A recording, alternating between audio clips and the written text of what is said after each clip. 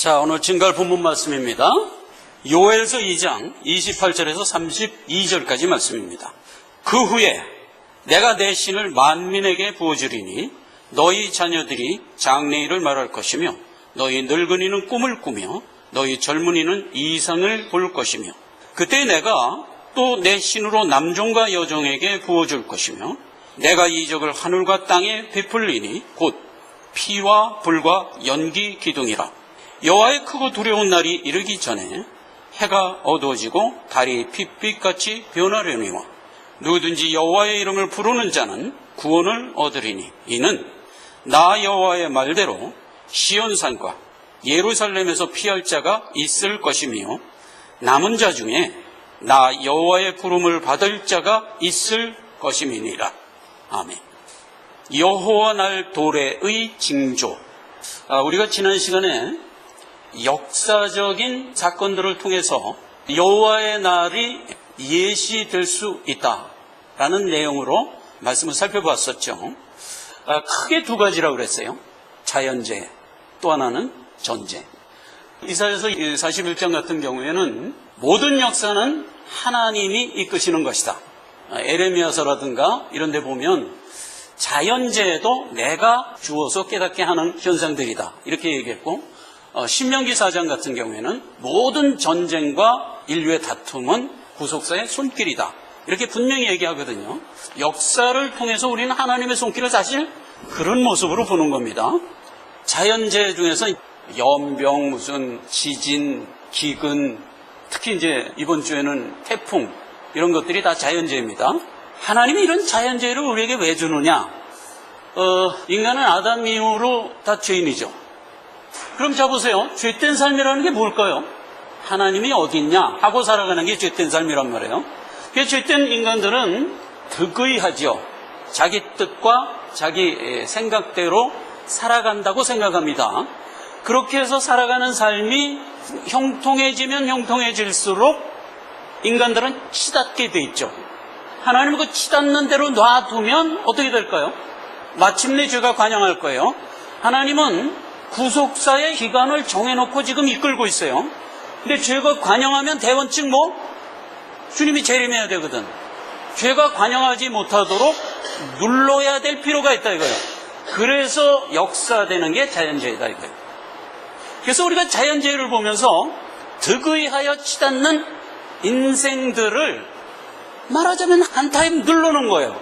그렇게 해서 구속사를 이끌어 오고 있지만, 그럼에도 불구하고 죄는 자꾸 관영해 가죠. 누름에도 불구하고 또 치고 올라오고, 누름에도 불구하고 또 치고 올라오고 하면서 뒤로 갈수록 죄는 계속 관영해 간다. 이런 시각으로 보는 게 자연재해예요. 이렇게 볼 수 있는 자가 누구죠? 신자. 세상 사람들에게 자연재해를 이런 시각으로 보라고 얘기하면 우리 보고 미쳤다 그러죠. 그러나 아니에요. 하나님이 퍼붓는 손길이다. 그래서 요즘에 이 현상을 보면서 우리의 경건을 더욱 주를 향하는 마음으로 다듬어야 돼요. 우리에게 주시는 어떤 은혜의 기회죠. 그 다음에 전쟁입니다. 전쟁은 역사 속에 많은 전쟁이 있었지만 성경이 예시하는 분기점들이 몇 개 있어요. 지난 시간에 살펴본 대로 BC 722년에 북이스라엘을 아수르라는 열강이 진멸을 해버리죠. 그 다음에 남유다도 BC 586년에 바벨론이라는 열강이 가서 진멸해버리죠. 그리고 나서 70년이 지나자 메대와 바사를 일으켜서 하나님의 고레스를 택하여 그 바벨론을 또 진멸해버리죠. 이렇게 해서 이제 역사는 전쟁의 명멸을 통해서 이어가고 있고요. 이제 AD 31년이 되었을 때 호산나 호산나 하면서 약속한 메시아가 이 땅에 오죠. 십자가 대속으로 자기 택한 자녀들을 구원하는 사역을 하시죠. 그 시대에 택한 자들은 다 믿고 나와야죠. 그건 마땅한 거예요. 그 대속 사역이 이어지는데 택한 이스라엘 백성들이 어떻게 했어요? 예수를 안 믿었어요. 복음을 거부하는 자들이 걸어야 할 길을 걷게 하시죠. 그게 뭐예요? 고난. 그게 고난의 길을 걷게 합니다. 그래서 AD 70년이 되자 안 믿고 버티는 이스라엘 백성들을 마사다라는 성체에서 멸망하는 것으로 해서 역사는 그것도 우리에게 보여주죠. 그리고 나서 이스라엘은 2000년 동안 계속 유리방황하면서 고난 속에 살게 되는 겁니다. 그러나 성경은 어떻게 얘기해요? 로마서 11장에 저 화상단지들을 내가 끝내 구원할 것이다. 이렇게 약속이 되어 있죠. 안 믿는 택한 자녀를 볼 수 있도록 한 것이 이스라엘이에요. 일본인은 저가 구원으로 나올지 멸망으로 이어질지 우리 사실 알 수 없어요. 그러한 일반적인 시각 속에서 특별히 이스라엘이라는 한 민족을 우리에게 허락한 것은 택한 자녀가 안 믿으면 저렇게 된단다. 이걸 우리에게 보라는 거예요. 그리고 하나님은 끝내 저들을 구원하고야 말 거야. 이렇게 약속이 되어 있는 거예요. 그러니까 우리가 이스라엘을 보면서 하나님의 엄연한 구속의 손길을 보면서 가도록 하나님 또 이렇게 배려한 것이다 이거예요. 물론 이스라엘이라는 민족 자체가 느끼는 어떤 구속의 여정은 또 별도가 있어요. 별도가 있지만 우리가 바라볼 수 있는 구속의 어떤 투영을 이스라엘을 통해서 보도록 이렇게 하신 것이다. 1948년도에 그렇게 유리방황하면서 흩어졌던 이스라엘 백성들이 한 나라를 이루도록 하나님 또한 역사하시죠. 주님이 이제 공생애 때 이 얘기는 한번 예언적으로 한 적이 있어요. 무화과나무 잎이 싹이 나며 잎이 돋으면 여름이 가까운 줄 아나니, 그 말씀은 이제 자연현상을 통해서 우리에게 준 교훈으로 받을 수도 있지만 거기에 살짝 이 얘기가 숨겨져 있는 거예요. 이스라엘은 결국 나라로 다시 복원하여 마지막 때를 바라보게 할 것이다. 에스겔서에서도 이스라엘이 어느 날 단 하루에 나라를 이루고 나타날 것이다. 이렇게 이미 예언이 돼 있었죠. 그래서 우리는 지금 어디를 향하여 치닫고 있어요? 주의 재림을 향하여 치닫고 있다. 역사 속에서 나타난 그런 물리적인 어떤 현상들을 통해서 주의 나라를 바라보게 했지만 오늘은 영적인 어떤 징조를 통해서 주의 나라를 바라보게도 했어요. 이게 사실은 더 중요해요. 그래서 오늘 본문 말씀이 그 얘기예요. 그런데 이건 누구만 볼까? 신자만 보는 거예요. 요엘서 2장 28절에서 32절이 그 얘기예요. 내 신을 만민에게 부어주겠다. 성령 세례 준다는 얘기죠. 세례 요한이 나는 너에게 물로 세례를 주지만 앞으로 예수님이 오셔서 대속사역을 이루고 나면 그는 성령으로 세례를 주실 것이다. 이렇게 이미 예언이 되어 있는 거죠. 그래서 그들이 장래일을 말한대요. 꿈을 꾼대요. 이상을 본대요. 요 얘기도 분명히 우리가 알아야 돼요. 장래일을 말한다는 게 뭘까요? 무당이나 주술자들을 자꾸 연상하게 된다고 우리가. 구속사에서 장래일은 뭐예요? 주께서 재림하는 때를 얘기하는 거죠. 그럼 주께서 재림했을 때 내 백성 모두는 전부 본향으로 들어가고 알곡은 모아 곳간에 들이고 그 얘기잖아요. 쭉정이는 모아 영원히 꺼지지 않는 불에 쳐넣으리라. 이렇게 구속사는 끝나도록 돼 있죠. 그걸 알고 살아가는 자가 된다 이런 뜻이에요. 그게 장래일을 말하는 거예요. 그래서 생각을 해보세요. 구속사에서 맨 마지막에 될 일이 뭐예요? 그게 장래일이에요. 그 일이 되고 나면 세상은 마감되는데, 그러니까 세상사 중에서 맨 끝에 있는 일이 뭘까? 그게 바로 이 얘기란 말이에요. 하나님의 신을 받은 자들이 알고 살아가는 자가 된다 이 뜻이에요. 장래일을 말한다는 게 그 얘기예요. 하면서 나온 얘기 피와 불과 연기. 이런 것들이 우리가 살아가는 말세에는 계속 역사되면서 살아갈 것이다. 결국은 여호와의 이름을 부르는 자가 구원으로 나오도록 했다. 이렇게 된 얘기가 오늘 본문 말씀이거든요. 대속의 증거를 얘기할 때 여호와의 신을 부어준다고 그랬어요. 그런데 신약과 구약에서 조금 이렇게 우리가 구분해서 볼 필요가 있어요. 출애굽기에 보면 유다 지파의 부살렐, 단 지파의 오홀리압 이런 사람들에게 여호와의 신을 부어줘서 공교한 것을 만들 수 있는 능을 줬다 이렇게 돼 있어요. 그래서 그들이 그 공교한 능을 받아갖고 한 일이 성전 만들었다니까.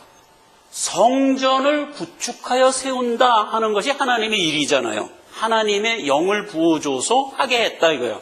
여기서 얘기하는 부살렐과 오홀리압은 영적인 얘기잖아요. 그들에게 어떤 예술적인 감각을 줬다 하는 얘기로 되어 있지만 사실은 뭐예요? 성전 일을 하게 했다고요. 사사기에 보면은 사사들에게 하나님의 영을 입혀주죠. 그래서 그들이 이스라엘 백성들을 구원으로 이끄는 일을 했던 거 아니에요? 그다음에 사무엘상에는 초대왕 사울에게도 하나님이 영을 부어주셔서 그로 하여금 이제 왕의 직함을 하게 했던 거. 그 다음에 에스겔서에는 에스겔 선지자에게 하나님이 또 영을 부어줘서 그로 하여금 선지자 노릇을 하게 했다든가. 민수기 11장에 보면 70인의 장로를 이스라엘 백성 중에서 선별을 하죠. 장막 앞으로 모아들여라. 그래서 모아놓고 거기다가 하나님의 영을 부어줘요. 영을 받은 70인 장로가 뭐를 했어요? 예언을 막 했어. 그런데 그 70인의 장로 중에서 요게 이제 굉장히 중요한 포인트니까 좀 들으세요. 70인의 장로 중에서 엘닷과 메닷이라는 두 장로가 하나님께 사랑을 받은 자 이런 뜻이에요. 엘닷과 메닷이. 요거는 호세아서 살펴볼 때 루하마라는 이름이 있었죠. 하나님께 사랑을 받은 자 이런 뜻이에요. 하나님께 사랑을 받은 자가 뭐예요? 달리 생각할 거 없어요. 택한 자예요. 근데 이제 엘닷과 메닷이 장막으로 모여라 그랬는데 미처 못 들은 거야, 이 친구들이. 그러니까 집에 그냥 있었어. 그래서 68명만 장막에 모인 거야. 근데 하나님이 이제 성령을 부어준 거지. 그때 막 이들이 예언을 했어요. 근데 여호수아가 이제 보니까 엘닷과 메닷이 지네 집에서 막 예언을 하고 있거든. 그래갖고 이제 막 뛰어갔어요, 모세한테. 엘닷과 메닷은 여기 오지도 않았는데, 저들이 예언을 하는데요. 그마소서. 그때 모세가 한 얘기, 이놈아, 하나님이 부어주는데 네가 시기하냐? 하나님이 구원을 베푸시는 그 엄연함에 대해서 우리가 여기서 인식을 해야 돼요. 자, 보세요. 70인 그러면 일단 하나님이 선택한 거예요. 벌써 택함의 의미가 있죠. 70인. 68명은 모이라 하는 장막에 모였는데 2명은 미처 못 듣고 지집에 그냥 있었어요. 그럼에도 불구하고 하나님의 신은 상관없이 임했어요. 그럼 하나님의 신이 임하는 대원칙이 뭐죠? 장막에 모였기 때문에? 아니, 택했기 때문에. 그렇죠. 요 원칙을 우리가 보는 겁니다. 70인으로 택했기 때문에 장막에 못 오고 집에 있든 장막으로 뛰어왔든 상관없는 거예요. 임하는 거예요. 이 원칙이 구원의 5대 교리 중에서 우리가 꼭 외워둬야 할 원칙입니다. Irresistible Grace예요. 이건 불가항력적 은혜예요. 여러분, 알미니안주의들이 이거 성령의 역사는 인간의 의지가 거부할 수 있다, 이렇게 그들은 세웠어요. 예, 아니에요. 성령의 역사는 그 어떤 누구도 대적할 수 없는 거예요. 그렇죠? 이 원칙을 우리가 여기서 은혜로 받는 겁니다. 자, 이게 이제 구약에 베풀어줬던 성령의 역사의 모습이에요. 구속사를 이어가면서 어떤 필요가 있을 때 국지적으로 역사를 했어요. 그러나 신약에 와서는 택한 자에게 복음이 증거되면 복음을 듣고 누구나 나오게 했어요. 그래서 일반화해 버렸어요. 일반화하여 내 택한 자들을 이끌어가지만 구약은 국지적으로 목적을 따라서 내 백성들을 이끌어가는 그런 형태로 다르지만 실질적으로 구원을 받아 나오는 모습은 신구약 공이 믿음으로 나오게 했다고요. 요한복음 3장 5절 성령이 임해야 거듭난다 이렇게 돼 있고, 그 다음에 고린도전서 12장 3절 성령으로 하지 아니하면 누구도 예수를 주라 시인할 수 없다 이 얘기. 그 다음에 로마서 8장 14절 성령으로 인도함을 받는 자가 곧 구원받은 자다 이렇게 해갖고 앞뒤를 섞어서 결국 무슨 얘기예요? 성령이 임하면 구원을 얻는 거예요. 성령이 임하면 그가 무엇을 안다? 우리의 마지막을 하는 거예요. 꼴을. 나는 내 본향으로 들어갈 자, 이걸 알고 살아가는 거예요. 그런데 왜 신구약의 공의 믿음이 아니면 안 되냐? 자, 보세요. 구약은 하나님이 구속의 대속을 아직 이루지 않은 때인데 다만 약속으로만, 내가 이렇게 해서 너희를 구원할 거야 하고 언약으로만 준 상태. 신약은 실제로 예수님이 와서 그 일을 해서 그 해놓은 것을 보고 믿게 했어요.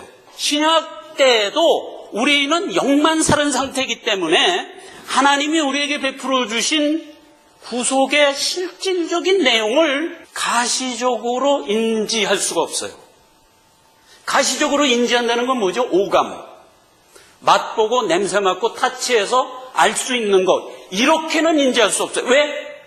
육은 아직 안 살았다니까. 그러니까 육으로 인지할 수 없어요. 무엇으로만 인지한다? 영으로만 인지하는 거예요. 그러기 때문에 믿음으로 인지할 수밖에 없는 거예요. 신구약 공의. 구약도 언약을 믿음으로 구원을 얻은 거예요. 신약은 대속을 이룬 그 대속을 믿음으로 구원을 얻는 거예요. 공의 같은 거예요. 오히려 구약이 더 유리했어요. 왜냐하면 구약 때는 국지적인 구원을 베풀면서 많은 초월을 가미했어요. 그래서 오히려 그들이 더 유리했어요. 그러나 신약은 초월이 거의 없어요. 복음을 믿고 나올 수 있도록만 인도했어요. 그런 의미에서 우리는 다 믿음으로 구원 얻을 수밖에 없고 오히려 구약이 더 유리했다. 이렇게 해서 성령이 임한다는 부분을 우리가 이제 살펴보는 거고, 이게 징조예요. 근데 이 징조는 아까 뭐라고 그랬죠? 하늘에서는 기사요, 땅에서는 징조다 그랬죠? 이게 하늘에서 베푼 기사라고요. 이거는 인간의 능력이나 어떤 노력으로 될 수 없는 일이잖아요. 전적으로 하나님이 하신 일이잖아요. 그래서 하늘의 기사인 거예요. 그래서 이 일이 우리에게 역사된 거예요. 이게 무슨 증거? 여호와의 날이 구속사를 마감할 거라는 것에 대한 움직일 수 없는 증거로 제시되는 거예요. 그렇죠? 그러나 이거는 신자들만 볼 수 있게 역사한 증거. 또 하나 증거는 꿈과 이상인데, 사도행전 16장 9절에는 사도 바울이 복음 사역을 하면서 꿈을 꿔요. 근데 사도 바울은 원래 어디로 가려고 이제 생각을 했어요? 아시아로 가려고 그랬지, 아시아로. 그날 이제 잠을 잤는데 꿈에 마게도니아 사람들이 그 물가에 서갖고 사도 바울을 막 부르는 거야. 그런 꿈을 꾼 거야. 깨서 이제 사도 바울이 생각을 하는 거예요. 야, 이런 꿈을 내가 왜 꿨을까? 근데 왜 하필 마게도니아에서 날로 오라고 그랬을까? 아하, 복음을 마게도니아 쪽으로 가라는 뜻인가 보다. 이렇게 인지를 했어요. 인지를. 마게도니아로 가고, 그때부터 복음의 방향은 어떻게 돼요? 서진. 이제 영국으로 해서 미국으로 해서 이제 한국까지 온 거잖아요. 그리고 지금도 서진하고 있어요. 근데 그 서진한다는 게 얼마나 지독한 서진인지 아세요, 여러분? 지금 복음이 시작된 지 2000년이 됐어요. 그런데 복음이 한 번도 들어간 적이 없는 지역이 있을까 없을까? 있어요. 왜 있을까? 복음은 서진했기 때문에 이스라엘 이쪽은 복음이 아직 안 도착했잖아요. 당연히 복음이 안 들어갔지. 그래서 창세 이후로 한 번도 안 들어간 데가 어디? 동남아 중동이라고요. 여기까지 오는 동안 몇 년 걸렸어요? 2000년 걸렸어요. 그래서 지금 동남아를 공략하고 있어요. 동남아에서 많은 믿는 자들이 일어나고 있어요. 거기가 부흥되면 중동으로 갈 거예요. 그래서 중동 공략 끝나면 예루살렘에 되는 거예요. 출발선에 다시 도착하는 거예요. 거기가 어딜까? 그 당시에 주장했던 땅끝이에요. 그렇죠? 예루살렘에서 출발하면서 땅끝까지 가리라 하는 게 바로 여기까지였다고요. 다 그래서 꿈이에요. 욥기 33장 14절에 보면은 사람이 무관히 여겨도 하나님은 한 번 말씀하시고 다시 말씀하시며, 사람이 침상에서 졸며 깊이 잠들 때 또는 꿈에나 밤의 이상 중에 인치듯 교훈하시나니 이는 사람으로 그 꾀에 빠지지 않게 하시며 사람으로 그 교만을 막으려 하시니라. 그런데 이제 꿈과 이상을 통해서 주면 현실적으로 우리가 받은 건 아니잖아요. 꿈에 받은 거예요. 깨고 나서 그걸 생각하는 거예요, 우리가. 왜 이 꿈을 주셨지 해갖고 그걸 지각으로 해석하여 가도록 인도하신다, 이 뜻이에요. 여러분, 직접 귀에 아무개야 너 있잖아, 이렇게 해야 돼, 어서 빨리 해, 이런 식으로 안 하세요. 하면 무슨 문제가 생기는지 아세요? 옥석 구별을 할 수가 없게 되는 거예요. 주술자나 무당이 뭐 갖고 무당짓 하죠? 총을 갖고 해요. 이렇게 방울 흔들면서 보는 거야. 그래서 막 알려주는 거야. 그렇게 해서 무당짓을 하거든요. 그런데 성도마저도 그렇게 해버리면 구분을 할 수가 없는 거예요. 그러니까 하나님은 절대로 그런 이적과 기적의 방법으로 우리를 이끌지 않아요. 절대로 그렇게 이끌지 않아요. 마귀를 어떻게 지칭했던 거 여러분 기억하시죠? 미혹과 이적으로 사람들을 미혹하던 자를 내가 유황불로 넣겠다, 이렇게 얘기하잖아요. 그렇기 때문에 하나님은 인격적으로 하신다고요. 생각하게 한다고요. 생각 중에서 주는 거예요. 그 형태예요. 꿈에 주는 거예요. 초월적으로 안 하세요. 그 다음에 이제 하늘의 기사와 징조했을 때 피와 불과 연기, 구원 얻은 자에게 피는 구원이죠. 성경은 많이 얘기했죠. 내가 너에게 증거한 복음을 믿는 자는 구원으로 나올 것이요 믿지 않는 자는 믿지 않는 그 자체가 심판이니라 이랬잖아요.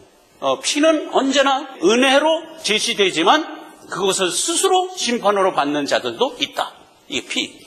그리고 이제 불이에요. 불은 항상 뭐죠? 임재예요. 임재. 구약 내내 그냥은 임재 안 해요. 언제나 불 가운데 임재하는 거예요. 그래서 일부러 불 가운데 임재하시는 거예요. 왜냐하면 나중에 성령 세례를 통하여 우리에게 임재하는 방법에 매치를 시켜주기 위해서 구약에서는 항상 불 가운데 임재하는 모습으로 우리에게 제시되는 거예요. 그래서 모세에게 임재할 때도 불타는 떨기나무가에서 모세가 아니 저놈의 떨기나무가 어제서부터 타는데 왜 아직 제가 안 되지? 이 굉장한 강령을 내가 보리라 하고선 갔잖아요. 거기서 여호와 만나는 거잖아요. 이제 신약에 들어와서 오순절 성령 임하는 것으로 정례화해 주죠. 그때도 갈라지는 불의 혀처럼 백성들의 머리 위에 임하더라. 이렇게 묘사가 되어 있잖아요. 그 다음에 심판은 연기라고 그랬는데 연기는 심판 때 항상 보여주는 모습이에요. 소돔과 고모라가 멸망할 때도 옹기종 연기처럼 유황불이 치솟아서 멸망했다. 이렇게 되어 있고요. 시내산에서 하나님이 강림할 때도 호령과 연기 가운데 강림했다. 우리 믿는 신자는 이 피와 불과 연기를 시시각각 인지하면서 살아갈 수 있도록 하나님이 사실은 배려하고 있어요. 이거를 인식하지 못하고 살아가는 크게 불택자란 말이에요. 그리고 이제 재림전 징조 그래가지고 징조는 어둠. 주의 재림을 앞두고 어둠이 먼저 징조로 나타나는 거예요. 출애굽기에서도요 10번째 재림, 장자를 죽였다는 건 다 죽였다는 얘기예요. 그럼 그게 뭐냐면 재림이거든요. 그런데 9번째 재림이 흑암. 그러니까 언제든지 마지막 전에 일어날 일이 흑암이에요. 마태복음 24장에도 예수님이 친히 환란 후에 해와 달이 변하여 어두워지고 피가 되리라. 사도행전 2장 27절 주의 크고 영화로운 날이 이르기 전에 해가 변하여 어두워지고 달이 변하여 피가 되리라. 에베소서 4장 18절 저희 총명이 어두워지고 저희 가운데 있는 무지함과 저희 마음이 굳어짐으로 말미암아 하나님의 생명에서 떠나 있도다. 해가 변하여 어두워진다라는 것으로 묘사했지만 내용적으로 들어가 보면 사람들이 구속의 은혜에 완전히 무지해진 상태, 이걸 어둠이라고 그래요. 어느덧 예수님이 십자가 대속을 주신 이래로 2000년이라는 시간적 역사가 흘렀어요. 그만큼 주의 재림이 가까워졌다는 걸 인지할 수 있죠. 가까워지면 가까워질수록 하나님의 은혜를 점점 더 안 보는 쪽으로 세상은 변해가는 거예요. 그게 에베소서의 얘기예요. 총명이 어두워지고 마음 가운데 무지함이 승하는 거예요. 인본주의 식으로 얘기하면 세상적인 지식은 많이 커진 거죠. 다만 무엇에 어두워졌다? 영적에 어두워졌다. 이 얘기. 그래서요, 말세가 되면 믿고 살아가느냐, 믿지 않고 살아가느냐가 현저하게 구별돼요. 선악으로 구별이 돼요. 그것은 우리 시각이에요. 그래서 그 부분을 한번 보자고요. 고린도서 13장에 너희가 믿음에 있는가 항상 너희 자신을 확증하라. 너희가 항상 옳은 자임을 증거하며 살아가고 구체적으로 준 얘기가 세 가지예요. 로마서 13장. 항상 중요한 건 위기가죠. 13장 13절에 첫째 방탕과 술 취함, 그 다음에 음란과 호색, 마지막으로 쟁투와 시기. 이러한 모습이 우리 삶에 있는가 점검하라. 이렇게 된 얘기거든요. 그래서 이거 보자고요. 방탕과 술 취하다는 건 헛되게 사는 거죠. 헛되게 사는 거예요. 생명 갖고 소망 가운데 사느냐, 소망 없이 사느냐, 이 얘기라고요. 즉 믿음 갖고 사느냐, 불신으로 사느냐, 이 얘기라고요. 이게 뭐 어려운 게 아니에요. 방탕과 술 취함은 그 얘기예요. 그 다음에 음란과 호색이에요. 믿음 없이 사는 사람들이 세상 것이 다다 하고 살아가기 때문에 그게 헛된 거고, 그게 우리가 볼 땐 방탕과 술 취함이지만 또 다른 측면으로서는 그게 음란과 호색이에요. 믿음 없이 살아가는 삶의 성정 중에서 두드러진 모습 중에 하나가 음란과 호색이에요. 우리도 동일해요. 그래서 하나님이 이거를 간과하지 않아요. 그게 뭐냐 하면 고린도서 7장의 가정이에요. 이거 신자들이 아셔야 돼요. 가정이 뭐 불신자는 없냐? 있어요. 우리도 있어요. 그러나 우리는 가정을 보는 시각이 이렇게 틀려야 돼요. 7장 1절에 보면 사람이 음란에 초월적으로 돼 있을 수 없는 걸 내가 알기 때문에 아내와 남편을 줬다 이렇게 얘기했다고요. 아내와 남편을 준 많은 영적 이유들이 있어요. 근데 그 중에 음란 때문에 준 것도 있다니까. 성도들이라 할지라도 초월되어 있는 자가 없어요. 그래서 그 다음을 쭉 읽어보면 구체적으로 기록됐다니까. 이 부분에 대하여 성결을 유지할 수 있도록 하나님이 배려했다. 그 다음에 이제 마지막으로 쟁투와 시기.